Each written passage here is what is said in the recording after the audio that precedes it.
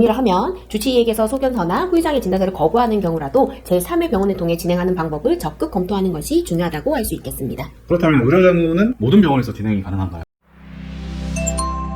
안녕하세요. 사건사고TV 김준입니다. 보험금을 청구할 때 진단서 이외에도 다양한 병원 서류가 필요할 때가 있는데요. 후유장애 청구할 때는 후유장애 진단서가 필요하고, 진단비나 기타 특약에서 보험사와 분쟁이 있을 때는 주치의 소견서가 필요한 경우도 있습니다. 그런데 이 서류 누구한테 받아야 될까요?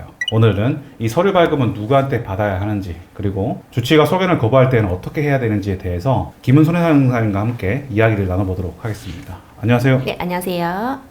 먼저 후유장애 진단서에 대해서 질문을 드릴게요. 후유장애 진단서를 주치의한테 발급받아야 되나요? 네, 그렇지는 않습니다. 물론 나를 치료하고 수술한 주치의에게 후유장애 진단서를 발급받는 것이 가장 좋은 방법이기는 합니다만, 보험에 대해서 잘 알지 못하는 의사분들의 경우 장애 진단서 발급을 꺼려하시는 경우도 종종 있습니다. 만약에 그런 식으로 주치의가 장애 진단서 발급을 거부했을 때 방법이 없나요? 네, 아닙니다. 개인보험 약관에서는 반드시 주치의에게 장애 진단을 받으라고 규정하고 있지는 않는데요. 다른 제3의 병원에 방문하여 후유장애 진단서를 발급해도 무방합니다. 그렇다면 이제 제3의 병원은 큰 병원, 즉 상급 종합병원에서 발급받아야 되는 걸까요? 네, 그런 것도 아닙니다. 약관에서는 병원 규모에 대한 언급이 없으므로 일반 병원이나 의원에서 발급받으셔도 무방한데요. 다만 환자의 입장에서는 이 병원에 대한 정보를 알기가 쉽지 않은 점은 있습니다. 또 그런 경우도 있잖아요. 암 진단비, 뇌혈관, 심장질환 등 이런 진단비 청구권이나 실손의료비 등을 청구하면은 소견서를 요구하는 경우도 있잖아요. 네, 그렇죠. 보험회사에서 고객에게 소견서를 받아오면 지급 처리하겠다고 하는 경우도 종종 있어요. 만약 그런 경우에 의사가 소견서 작성을 반드시 해줘야 되는 그런 건 아니지 않습니까? 만약에 의사가 소견서를 거부하는 경우에는 보험금 지급을 포기해야 될까요? 아닙니다. 주치의 소견서가 매우 중요한 서류이기는 하나 소견서 작성을 거부하는 경우 의료자문이라는 방법을 이용을 하면 되는데요. 의료자문은 보통 고객분들께서 요즘 유튜브 같은 걸